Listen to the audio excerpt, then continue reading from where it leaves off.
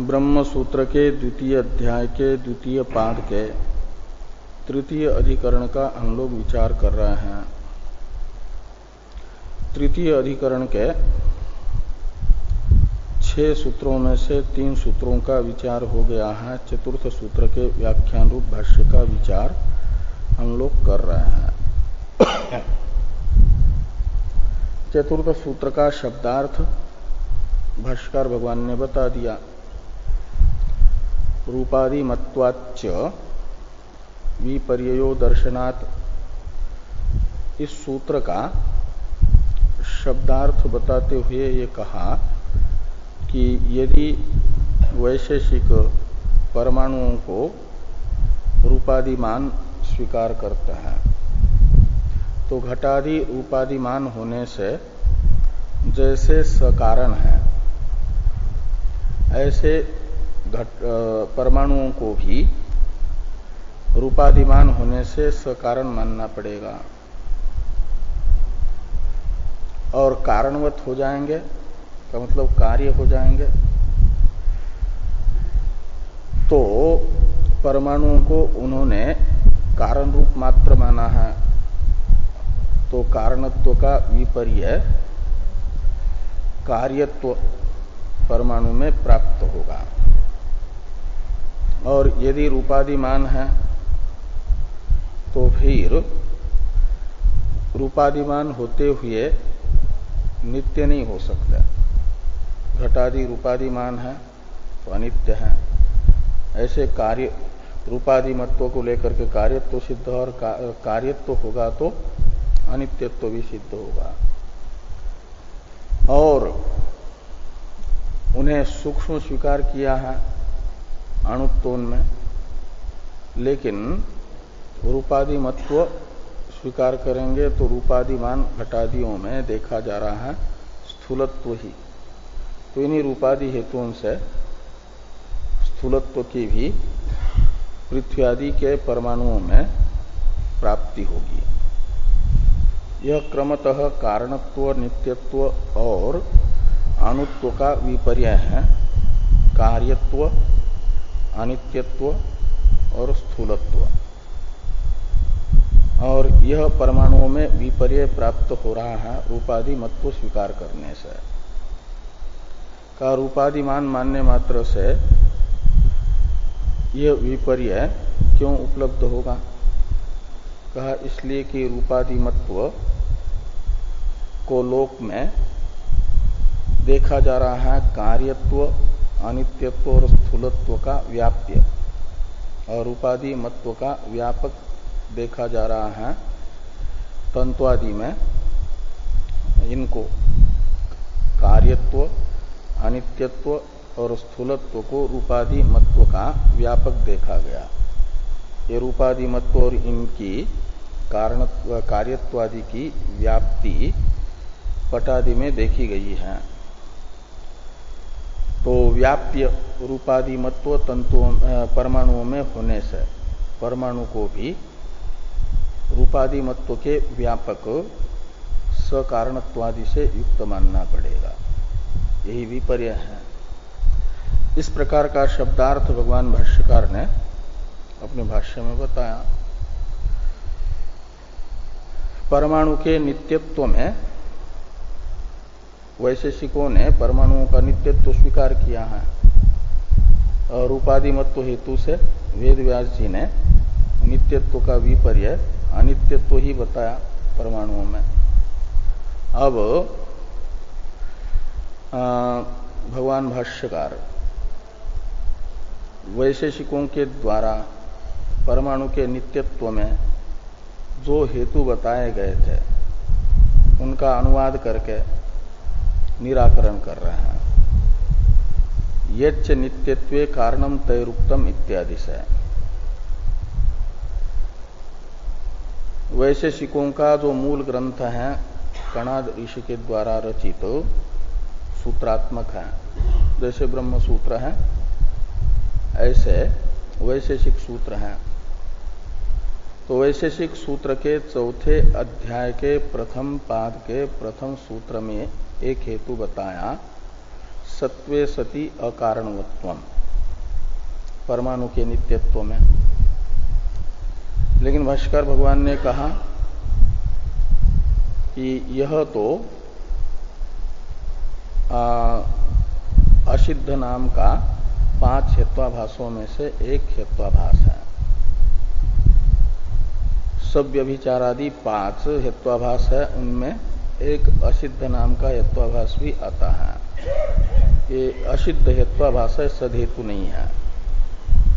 यह अपने पक्ष परमाणुओं में नित्यत्व को सिद्ध करने में समर्थ नहीं होगा, क्योंकि ये विशिष्ट हेतु है। सत्वे सति अकारणवत्वम में सत्व ये विशेषण है, अकारणवत्वम विशेष्य है का मतलब विशिष्ट हेतु है। और विशिष्ट का अभाव होता है 3 प्रकार से। पक्ष में यदि हेतु का अभाव सिद्ध हो तो माना जाता है कि यह हेतु असिद्ध नाम का हेत्वाभास है। तो ये जो विशिष्ट हेतु है इसका परमाणु रूप पक्ष में अभाव ही है। परमाणु में पूर्व में रूपादि मत्व से सकारणत्व सिद्ध हुआ है, इसलिए अकारणवत्व रूप जो विशेषांश है उसका अभाव सिद्ध हो जाएगा। और विशेष्य नहीं रहेगा तो विशेषाभाव प्रयुक्त विशिष्टाभाव माना जाएगा। तो इस प्रकार ये हेत्वाभाव पक्ष में होने से असिद्ध नाम का हेत्वाभास ये है। द्वितीय कारण उन्होंने बताया था कि कार्यम अनित्यम, ये जो विशेष प्रतिषेध है वह अनित्यत्व का प्रतिषेध है। उसका प्रतियोगी कहीं न कहीं प्रसिद्ध होना चाहिए। तो कार्य मात्र अनित्य है का मतलब कार्य मात्र में नित्यत्व का निषेध हो रहा है। कार्य मात्र में नित्यत्व नहीं है, कार्यम अनित्यम का अर्थ है। तो ये जो नित्यत्व का कार्य मात्र में निषेध है वह प्रतियोगी सापेक्ष है, और नित्यत्व प्रतिषेध का प्रतियोगी है नित्यत्व। वह नित्यत्व कहीं न कहीं निश्चित होना चाहिए, ज्ञात होना चाहिए। तो निश्चित कहाँ है? तो कहते कार्य मात्र में यदि नित्यत्व का निषेध किया जा रहा है तो नित्यत्व रहेगा, निषेध्यमान नित्यत्व कारण में, और कारणभूत है परमाणु। इसलिए परमाणुओं में ये विशेष जो प्रतिषेध है उसका अभाव है। नित्यत्व के निषेध का अभाव ये ज्ञापन कर रहा है कि परमाणु में नित्यत्व है। यदि नित्यत्व न होता तो जैसे कार्यों में घटादि में कार्यम अनित्यम ऐसा विशेष प्रतिषेध होता है, ऐसे परमाणवः अनित्या ऐसा विशेष प्रतिषेध होना चाहिए। लेकिन परमाणुओं का यह परमाणुवः अनित्या करके परमाणुओं में नित्यत्व का निषेध कहीं नहीं होता। ये शब्द प्रयोग इससे ज्ञापित होता है कि परमाणु नित्य है। ऐसा उसी पाद के चतुर्थ सूत्र में एक हेतु, द्वितीय हेतु बताया, लेकिन उसका भी निषेध कर दिया भगवान भाष्यकार ने यह बता करके कि ये जो विशेष प्रतिषेध है कार्यम अनित्यम करके,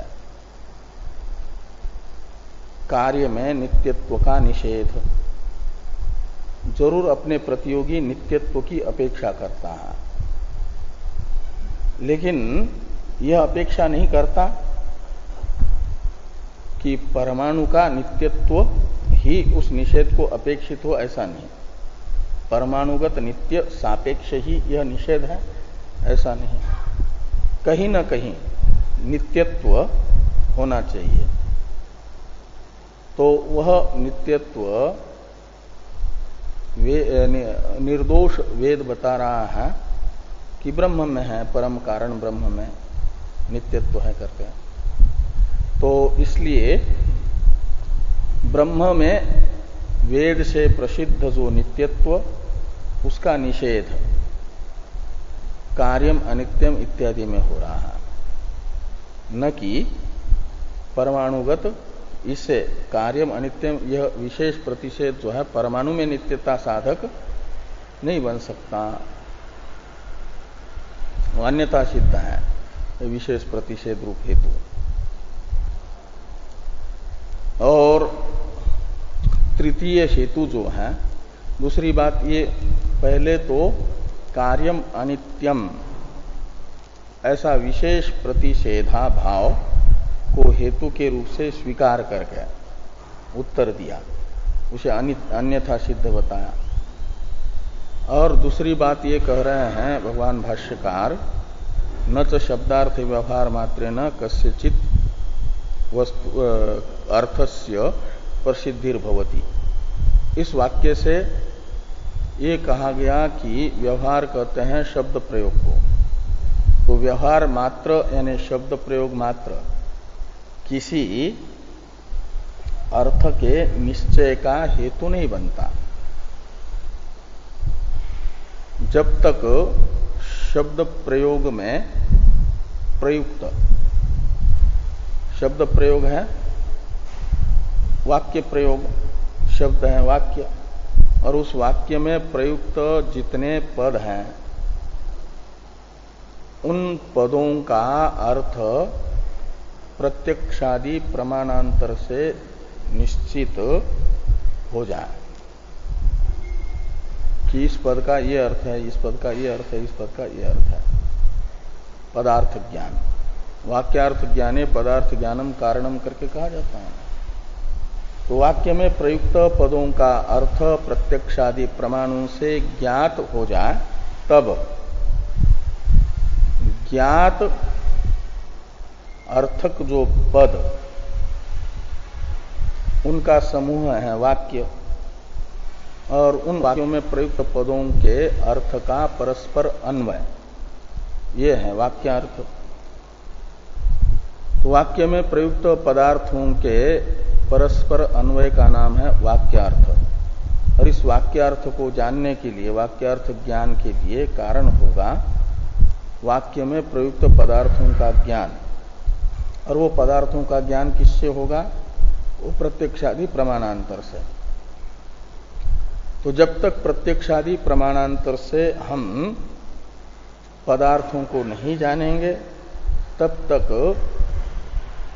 आज्ञातार्थक पद से युक्त वाक्य प्रयोग से वस्तु की प्रसिद्धि नहीं होगी।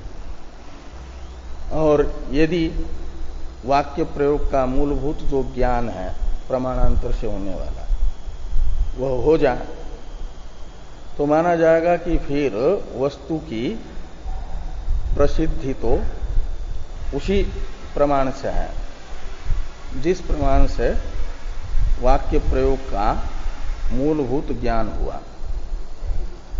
इसलिए ये जो व्यवहार है, यह व्यवहार भी विशेष प्रतिषेध हेतु नहीं बन पाएगा। यह बात न च शब्दार्थ व्यवहार मात्रेण कस्यचिद अर्थस्य प्रसिद्धिर्भवति प्रमाणांतर सिद्धयो शब्दार्थयोर व्यवहार अवतारात। इन वाक्यों से कई भाष्कर भगवान ने इस प्रकार द्वितीय कारण का, परमाणु के नित्यत्व में बताए गए द्वितीय कारण का निराकरण हुआ। और तृतीय कारण जो बताया गया था वैशेषिकों के द्वारा, उसका भी भाष्कर भगवान अनुवाद करके निराकरण कर रहे हैं।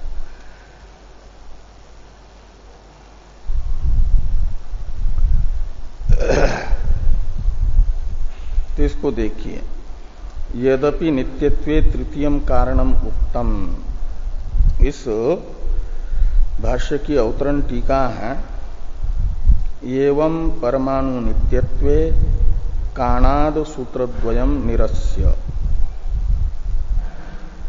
तृतीयम निरस्यति यदपि इति।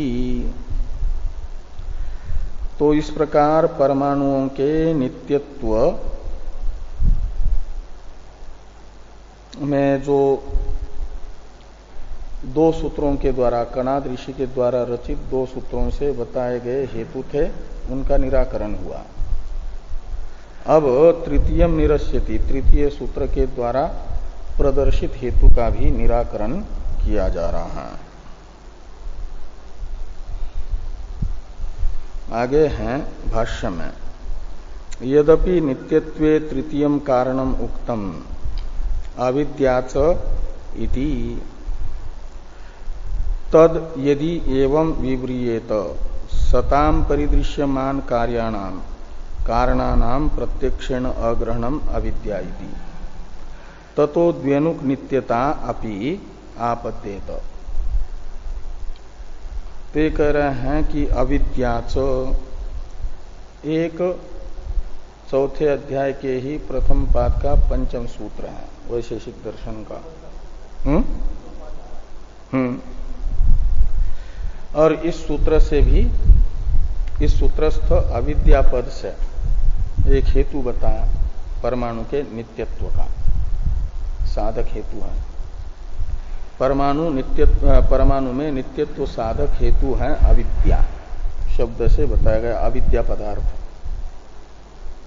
ये अविद्या पदार्थ क्या है? तो कहते हैं यदि हम मैंने वैशेषिकों के ये पूछे कि जो परमाणु के नित्यत्व का साधक आपने अविद्या पद से पदार्थ बताया है, उसका स्वरूप बताओ, उसका विवरण कर लो स्वरूप का। अविद्या पदार्थ क्या है, उसका क्या स्वरूप है? और वैशेषिक यदि अपने अविद्या पदार्थ का स्वरूप ये बताते हैं कि तद यदि एवं विव्रियेत, तद यानी परमाणु के नित्यत्व का कारण, तृतीय कारण अविद्या पद से बताया गया, उसका विवरण स्पष्टीकरण यदि वैशेषिक ऐसा करता है कि सताम परिदृश्यमान कार्याणाम कारणम, परिदृश्यमान कार्याणाम कारणानाम प्रत्यक्षेण अग्रहणम अविद्या, ये अविद्या का स्वरूप बताते हैं कि जो भावात्मक पदार्थ है, परिदृश्यमान कार्य रेणुकादि और उनका जो कारण है, इसका प्रत्यक्षेण अग्रहणम, तो त्रेणुकादि का तो प्रत्यक्ष से ग्रहण होता है, इसलिए कार्य शब्द से लेना पड़ेगा द्वेनुक को। तो सताम जो भावात्मक होते हुए भी प्रत्यक्ष प्रमाण से अगृहित हो, यानी अप्रत्यक्ष हो, तो वो जो प्रत्यक्ष प्रमाण से अज्ञान, ये अविद्या पदार्थ है। सताम परिदृश्यमान कार्याणाम कारणानाम प्रत्यक्षेण अदृश्य अग्रहणम अविद्या, जो विद्यमान कार्यों का कारण है तो विद्यमान है, लेकिन प्रत्यक्ष प्रमाण से गृहीत नहीं हो रहा है। सत कार्यों का जो प्रत्यक्ष प्रमाण से अज्ञात कारण है, उस अज्ञात कारण का कारण विषयक अज्ञान, ये अविद्या पदार्थ है। अग्रहणम का अर्थ है अज्ञान, यानी अनुपलब्धि। सीधा ग्रहणम है उपलब्धि, प्रत्यक्ष प्रमाण से उपलब्धि, और अग्रहण है अनुपलब्धि। तो विद्यमान कारण का प्रत्यक्ष प्रमाण से अग्रहण, ये अविद्या पदार्थ है, अग्रहणात्मक। ऐसा यदि अविद्याच इस सूत्रस्थ अविद्या पद का अर्थ बताते हैं वैशेषिक, तब तो कहते हैं जैसे परमाणुओं का, परमाणु विद्यमान है लेकिन उसका कोई कारण गृहीत नहीं हो रहा है। यदि होता तो उपलब्ध होता कारण, उपलब्ध नहीं हो रहा है, इसका अर्थ है कारण है ही नहीं। अनुपलब्धि प्रमाण जैसा, जैसे प्रत्यक्ष, यदि यहां पर घट होता तो उपलब्ध होता प्रत्यक्ष प्रमाण से, उपलब्ध नहीं हो रहा है इसलिए है नहीं, अग्रहण है उसका। ऐसे परमाणु का कारण यदि होता तो गृहीत होता, प्रत्यक्ष प्रमाण से उपलब्ध होता। उपलब्ध नहीं हो रहा है, इसका अर्थ है कि वो है नहीं का मतलब, तो ये अकारणवत हो जाएगा परमाणु, इसलिए नित्य हो जाएगा। तो ये जो कारण का अग्रहण, ये है अविद्या। और ये अविद्या ये बताती है कि जिसका कारण गृहीत नहीं हो रहा है वो नित्य है। परमाणु का कोई कारण गृहीत नहीं हो रहा है इसलिए परमाणु नित्य है। ऐसा वैशेषिक अविद्या इस पद का अर्थ बता करके अविद्या पदार्थ से परमाणु का नित्यत्व सिद्ध करने का प्रयास करते हैं ये। तो उनका ये जो अविद्यारूप पदार्थ है यह सद हेतु नहीं है, ये भी हेत्वाभास है। ये है सब व्यभिचार नाम का प्रथम हेत्वाभास, इसमें व्यभिचार आ जाता है। द्वेनुक को वे लोग कार्य मानते हैं, अनित्य मानते हैं, लेकिन द्वेनुक का कारण जो परमाणु है उसका भी, जैसे परमाणु के कारण का प्रत्यक्ष से अग्रहण है, इसलिए परमाणु नित्य है कह रहे हैं अविद्या से। ये प्रत्यक्ष अग्रहण रूप अविद्या।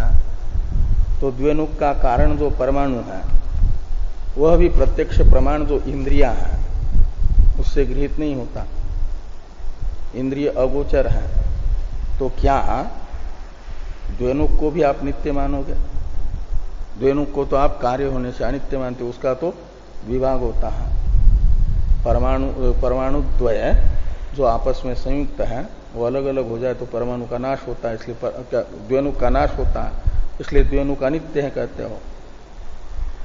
तो द्वेनुक का कारण तो परमाणु है, वह भी प्रत्यक्ष से अगृहीत है, इसलिए परमाणु द्वेनुक के कारणभूत परमाणु का भी प्रत्यक्ष प्रमाण से अग्रहण रूप अविद्या द्वेनुक के नित्यत्व की साधक विद्यमान होने से द्वेनुक को भी नित्य मान लो, ये अनिष्टापत्ति आएगी, जबकि आप उसे अनित्य कहते हो। तो यदि ये अविद्या जहां नित्यत्व नहीं है वहां पर भी रहेगी तो फिर परमाणु में नित्यत्व सिद्ध कैसे कर पाएगी? नित्यत्व की तो व्यभिचारी है वो अविद्या। ये यहां पर कहा कि ततो द्वेनुक नित्यता अपि आपद्येत। ततः का मतलब अविद्या का स्वरूप विवरण ऐसा करेंगे, अविद्या का स्वरूप ये बताएंगे कि कारण का विद्यमान वस्तु के कारण का प्रत्यक्ष से अग्रहण, ये अविद्या है, ऐसा विवरण करोगे तो ततः का अर्थ है। तो द्वेनुक ये विद्यमान पदार्थ है, वस्तु है, और उसका कारण जो परमाणु है वह भी प्रत्यक्ष प्रमाण से गृहीत नहीं होता, इसलिए प्रत्यक्ष प्रमाण से उसके कारण का भी अग्रहण रूप अविद्या है। हाँ, तो ये जो है अनित्यता का प्रसंग, क्या नाम, नित्यता का प्रसंग द्वेनुक में भी आएगा।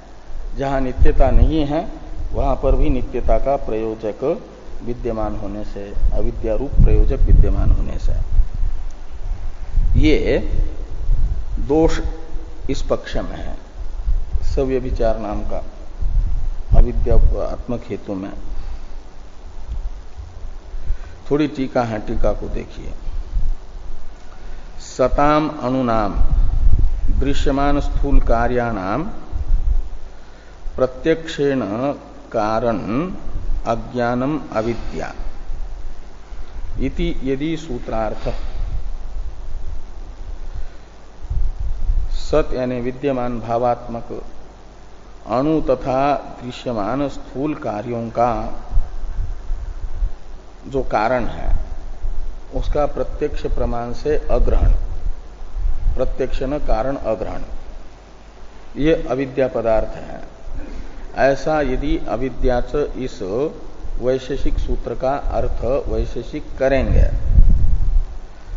यदि सूत्रार्थ इति, यदि सूत्रार्थ ये यदि सूत्रार्थ है यानी अविद्या पदार्थ यही है यदि, तब तो कहते तरही अप्रत्यक्ष कारणत्वम नित्यत्वे हेतु स्यात्।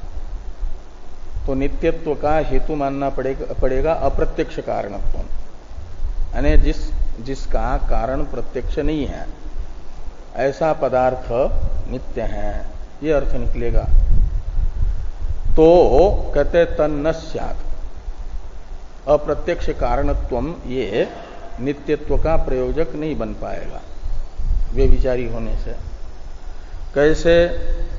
तो कहते इस प्रकार की द्वेनु के व्यभिचारात, द्वेनुक में द्वेनुक रूपी कार्य का जो परमाणु रूपी कारण है वह भी अप्रत्यक्ष है, इंद्रिय गोचर नहीं है। तो अप्रत्यक्ष कारणत्व रूप जो नित्यत्व का साधक हेतु है वह नित्यत्वाभाववत द्वेनुक में रह रहा है, तो ये व्यभिचार माना जाएगा।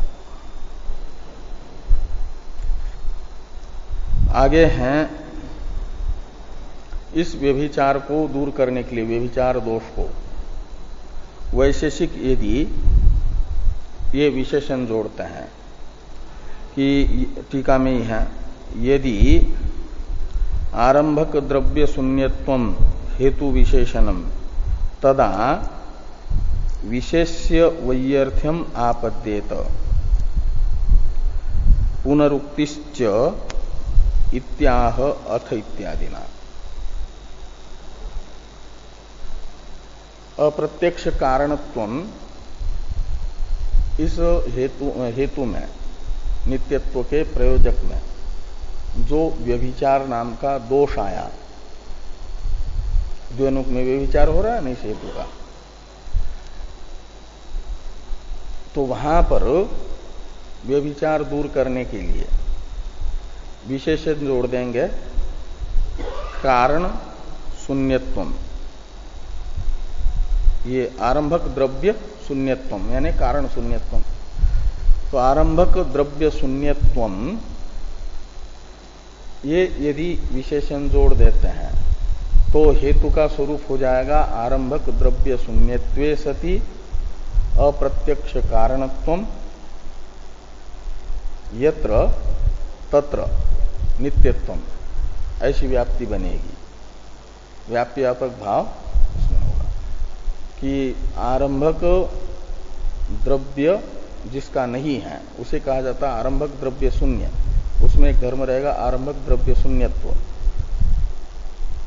द्वेनुक का तो परमाणु रूपी द्रव्य आरंभक है, इसलिए उसमें आरंभक द्रव्य तो ही रहेगा, आरंभक द्रव्य शून्यत्व तो नहीं रहेगा, विशेषण अंश नहीं रहेगा।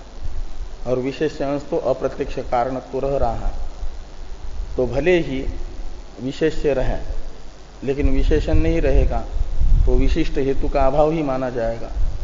तो द्वेनुक में आरंभक द्रव्य शून्यत्व विशिष्ट अप्रत्यक्ष कारणत्व रूप जो विशिष्ट हेतु है उसका अभाव ही है द्वेनुक में, और वहां नित्यत्व भी नहीं है, इसलिए व्यभिचार नहीं रहेगा। हाँ, द्वेनुक में हेतु नहीं रहेगा जो नित्यत्व अभाव का अधिकरण है, वहां हेतु नहीं रहता है तो व्यभिचार भी नहीं माना जाता। इस प्रकार हेतु का अभाव द्वेनुक में दिखाया गया, व्यभिचार की निवृत्ति हुई। तो व्यभिचार की निवृत्ति के लिए यदि वैशेषिक आरंभक द्रव्य शून्यत्वे सति अप्रत्यक्ष कारणत्वम ये विशेषण जोड़ते हैं अविद्या से इस सूत्र का अर्थ करते समय, और उससे जो है इस विशिष्ट हेतु से परमाणु के नित्यत्व को सिद्ध करना चाहते हैं, तब तो कहते हैं ये जो विशेष्य अंश है शुरू वाला अप्रत्यक्ष कारणत्व ये निरर्थक है, व्यर्थ हो जाएगा। विशेषण से ही वो व्यभिचार हट जाएगा। आरंभक द्रव्य शून्यत्व, वो तो द्रव्य इसमें है ही नहीं। किसमें? आपके द्वेनुक में आरंभक द्रव्य शून्यत्व नहीं ना, आरंभक द्रव्यत्व ही है। इसलिए द्वेनुक में व्यभिचार निवारण करने के लिए तो विशिष्ट हेतु बनाने की जरूरत नहीं, केवल विशेषणात्मक ही हेतु रखो, जो विशेषण अंश है उतना ही। और जो विशेष अंश है अप्रत्यक्ष कारणत्व, इसकी आवश्यकता नहीं है, वह तो अकिंचित कर है, निरर्थक है। तो इतना ही हेतु रहेगा, विशेषण अंश मात्र। एक तो विशेष्य में वैयर्थी आपत्ति नाम का दोष, और दूसरा दोष बताया कि पुनरुक्ति। यदि विशेषण मात्र रखेंगे, अप्रत्यक्ष कारणत्वम, ये विशेषण हटा देंगे, आरंभक द्रव्य शून्यत्वम का अर्थ निकलेगा अकारणवत्वम। अकारणवत्वम ये अर्थ निकलेगा। अकारणवत्व हेतु तो आप पहले बता ही चुके हैं प्रथम सूत्र में ही।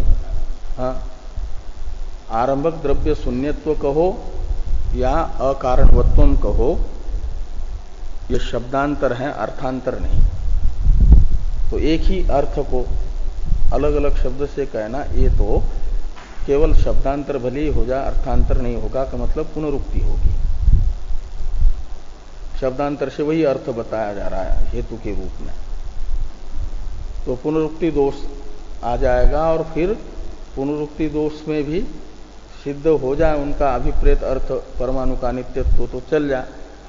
लेकिन अकारणवत्व हेतु का तो पहले ही बता चुके हैं कि वो असिद्धि नाम का दोष है, तो असिद्ध नाम का हेत्वाभास है वो अकारणत्व हेतु।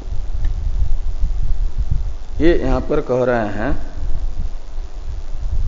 कि पुनरुक्तिश्च, यानी यदि आरंभक द्रव्य शून्यत्व विशेषणम तदा विशेष्य वैयर्थ्यम आपद्येत पुनरुक्तिश्च इत्याह अथ इत्यादि ना। अथ इत्यादि से भाष्कर भगवान यही बात बता रहे हैं।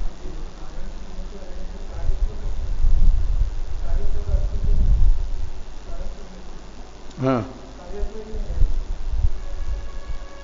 तो नित्य वो है जिसका कोई कारण नहीं होता। परमाणु में नित्यत्व सिद्ध करना है, तो परमाणु में क्या परमाणु का कारण कहाँ है? यदि कार्य होगा तो अनित्य हो जाएगा। कारण शून्यत्व दिखा करके ही वो बताना चाह रहे हैं परमाणु का नित्यत्व। कार्य को, किसी भी कार्य को नित्य मानना उनको अभिष्ट नहीं है, कार्य तो अनित्य ही है। और परमाणु जो है कार्य नहीं है, इसलिए उसका कोई कारण नहीं रहेगा। कारण नहीं रहेगा तो कारण शून्यत्व ये उसके नित्यत्व का साधक हेतु बनेगा, ऐसा उनका कथन है वैशेषिकों का। तो भाष्य में है कि अथ अद्रव्यत्वे सति इति विशेष्येत तथापि अकारणवत्वम एव नित्यता निमित्तम आपद्येत। कहते हैं कि अद्रव्यत्वे सति ये विशेषण जोड़ देंगे, यानी आरंभक द्रव्य शून्यत्वे सति, अद्रव्यत्व का अर्थ टीका में किया था टीकाकार ने। ये विशेषण जोड़ देते हैं यदि, तो अर्थ निकलेगा अकारणवत्वम, यही अविद्या का अर्थ निकलेगा। और अकारणवत्वम इस हेतु से अविद्या पदार्थ हो जाएगा अकारणवत्वम, उसका नित्यत्व सिद्ध किया जाएगा इस अविद्या पदार्थ से यदि परमाणु का। तो क्या होगा? कहते हैं अकारणत्वम एव नित्यता निमित्तम आपद्येत तस्येच प्रागेव उक्तत्वात्, यानी अकारणवत्व हेतु को तो सद अकारणवत नित्यम इस सूत्र में ही कह दिया गया था। और उसका निराकरण भी कर दिया गया था, इसलिए पुनरुक्ति मात्र होगी। प्रागेव उक्तत्वात् अविद्याच इति पुनरुक्तम स्यात्। अकारणवत्व हेतु पुनरुक्ति फिर से कहा गया, ये माना जाएगा, और उसमें जो दोष आया था वो दोष बना ही रहेगा असिद्धि नाम का।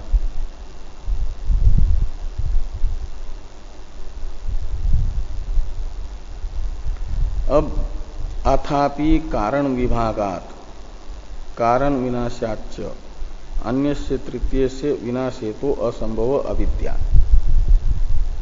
अब अविद्याच इस सूत्रस्थ अविद्या पद का अर्थ दूसरा कर रहा है और सूत्रार्थ भी बदल रहा है। शुरू में अविद्या पद का अर्थ यदि ऐसा करते हैं, ये कहा था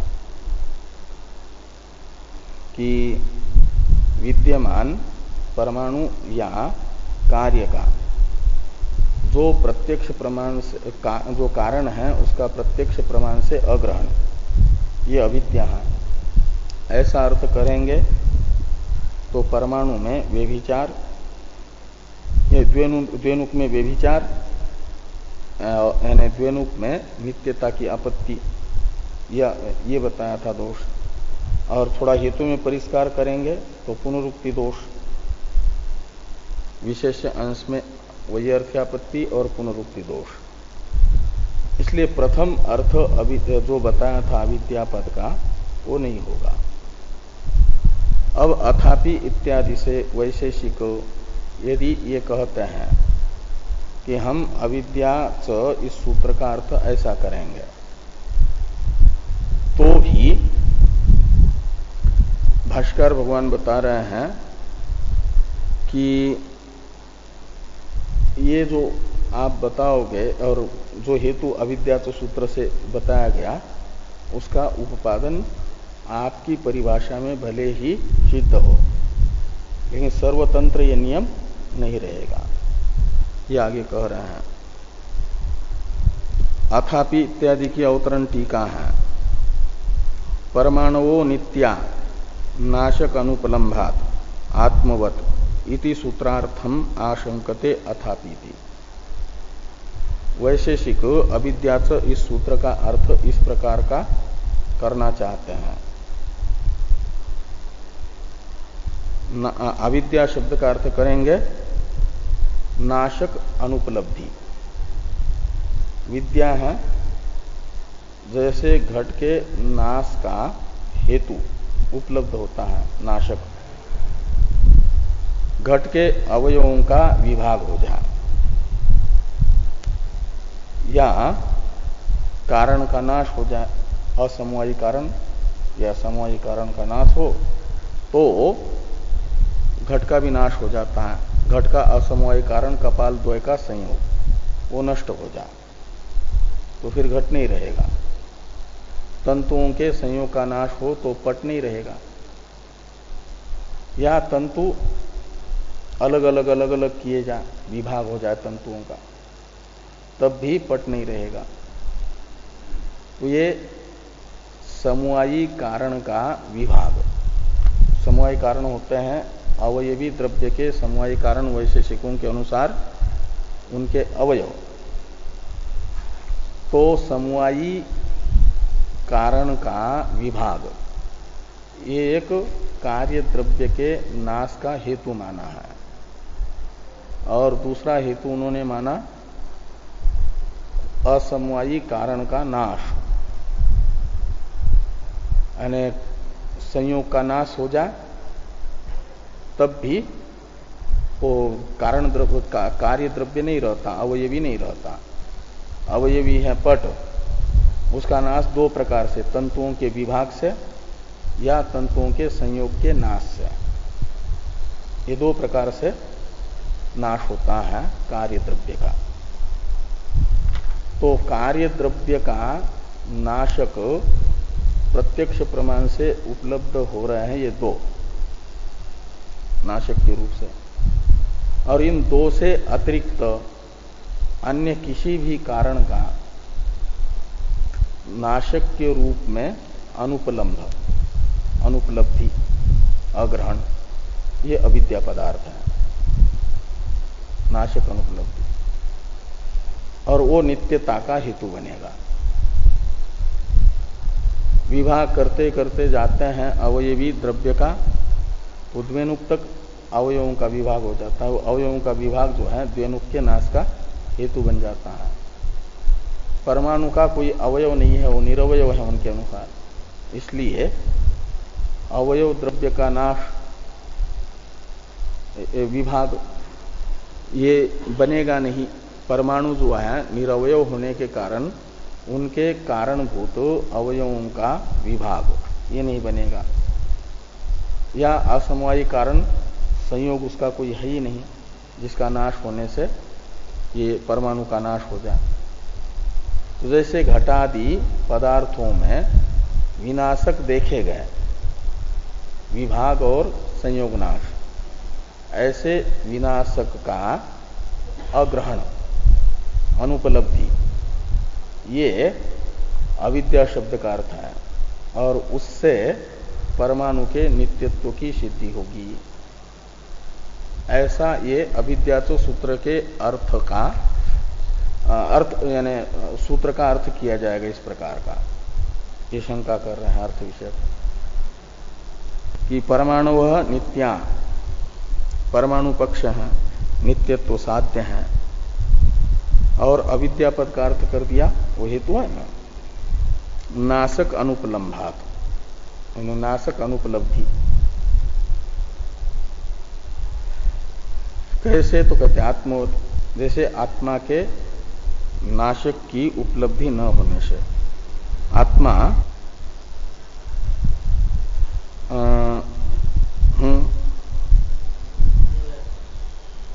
निरवयव है, इसलिए नाशक न होने से नित्य है।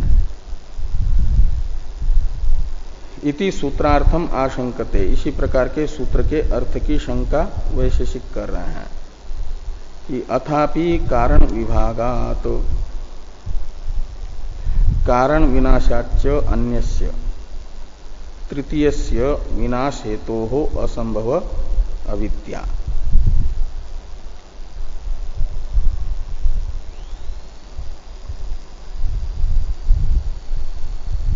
सा परमाणुना नित्यत्वं ख्यापयति इति व्याख्यायेत। कारण के विभाग से, कारण यानी अवयव द्रव्य, कार्य द्रव्य है सावयव द्रव्य और कारण द्रव्य है अवयव द्रव्य। तो कारण विभागात मैंने अवयवों का विभाग होने से, और कारण विनाशात, इसमें कारण शब्द से असमवायी कारण समझ लो। असमवायी कारण है संयोग, उसका नाश होने से अवयवों का संयोग ये है असमवायी कारण, और उसका विनाश होने से कार्य द्रव्य का नाश होता है। इसलिए इन दोनों को माना जाता है कारण द्रव्य के विनाशक। और इन दो से अतिरिक्त तीसरा और कोई भी कारण कारण द्रव्य का, कार्य द्रव्य का नाश करने वाला नहीं होता। इन दो से ही कार्य द्रव्य का नाश होगा। इसलिए कहते हैं कि कारण विभाग और कारण विनाश रूप जो विनाशक पदार्थ है, विनाश के हेतु हैं, इनसे अन्य यानी भिन्न तीसरे किसी विनाश हेतु का यानी विनाशक का असंभव अनुपलम्भ ये अविद्या पदार्थ है। अविद्या तो इस सूत्रस्थ, और इस अविद्या पदार्थ से तृतीय कारण का अनुपलम्भ, तृतीय कारण का अग्रहण रूप जो अविद्या पदार्थ है, उससे परमाणु में नित्यत्व का प्रतिपादन हम अविद्या से इस सूत्र से करते हैं। नित्यत्वं ख्यापयति, ये जो अविद्या ख्यापयति का करता है अविद्या, सा पदार्थ, सा शब्द से लेना अविद्या, सा यानी अविद्या, ख्यापयति कथयति। तो अविद्या जो है यानी इस प्रकार की अविद्या, कारण विभाग और कारण नाश से अतिरिक्त विनाशक का अग्रहण रूप जो अविद्या, यह अविद्या परमाणुओं में नित्यत्व की ख्यापक है, प्रतिपादक है, नित्यत्व का कथन करती है, का मतलब नित्यत्व की हेतु है। इति व्याख्यायत, अविद्याच इस सूत्र का व्याख्यान यदि वैशेषिक ऐसा करते हैं तो इस पक्ष का निराकरण करने के लिए नावश्यम विनश्यद वस्तु द्वाभ्याम एव इत्यादि वाक्य है। पहले इस वाक्य का भावार्थ बताते हैं टीकाकार, इसको देखिए। शंका वाक्य का तंत्वादि अवयवानाम विभागात नाशाद वा पटादि नाशो दृष्ट तच्च द्वयम निरवयो अनुनाम नास्ति इति नित्यत्वम इत्यर्थ। तंत्वादि रूप अवयवों का विभाग हो जाए या उनके संयोग का नाश हो जाए तो पटादि कार्य द्रव्य का नाश देखा गया।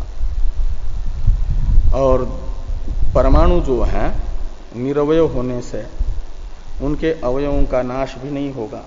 अवयव हो तब तो नाश हो, और अवयवों का संयोग जो असमवायी कारण हो उसका नाश हो।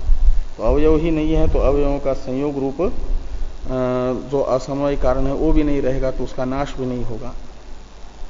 उसकी अनुपलब्धि परमाणुओं में कारण विभाग और कार्य विभाग से, क्या नाम, कारण विभाग और असमवाय कारण नाश, ये दोनों हेतु तो संभव नहीं है क्योंकि निरवय है। और तृतीय कोई द्रव्य का नाशक हेतु होता ही नहीं है, तो फिर परमाणु का नाश कैसे होगा? नाश नहीं होगा तो फिर वो नित्य ही रहेगा, विद्यमान तो है ही है। तो विद्यमान पदार्थ का अनित्यत्व होगा, वो नष्ट हो जाए तब। भावात्मक पदार्थ नष्ट हो तो अनित्य माना जाएगा, और उसको नष्ट करने के लिए कोई ना कोई चाहिए। तो द्रव्य को नष्ट करने वाले तो दो ही हैं, और वो दोनों सावयव द्रव्य को नष्ट करने वाले हैं। परमाणु निरवय द्रव्य हैं, इसलिए वे दोनों नाशक परमाणु के संभव नहीं होंगे। और तृतीय कोई नाशक है ही नहीं, तो परमाणु बना ही रहेगा। इसलिए परमाणु का नित्यत्व हम अविद्या इस हेतु से बताते हैं। ऐसा यदि वैशेषिक अविद्याच सूत्र का व्याख्यान करते हैं तो कह रहे हैं न अवश्यम विनश्यत वस्तु इत्यादि से ये बताया जा रहा है कि ये आरंभवाद में भले ही नियम सिद्ध हो, कार्य द्रव्य का नाश इन दो हेतुओं से ही होगा, अन्य किसी तृतीय हेतु से नहीं। लेकिन परिणामवाद में तो और भी हेतु सिद्ध होते हैं जो कार्य द्रव्य के नाशक बनते हैं, उसे आगे बताया जा रहा है। न अवश्यम इत्यादि ये समाधान भाष्य है। वैशेषिकों की शंका हुई, इस पर चर्चा हम लोग कल करते हैं।